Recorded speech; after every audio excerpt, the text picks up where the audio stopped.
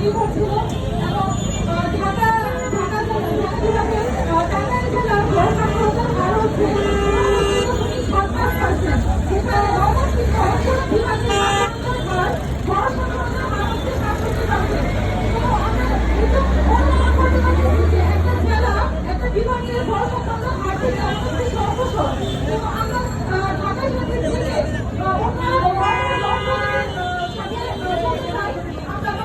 থেকে অন্তর্ভুক্ত হতে চাই না। ঐতিহ্যগত দিক থেকে সাংস্কৃতিক দিক থেকে করলেও আমরা টাঙ্গাইল জেলা মহাসভা বিভাগের থেকে অনেক দিক থেকেই এগিয়ে। আপনারা টাঙ্গাইল জেলার জিআই পণ্য যদি চিন্তা করেন তো উল্লেখ রাখবেন যে আমরা একটি জেলার জিআই পণ্য মোট 4টি জিআই পণ্য কাউন্ট করা হয়েছে।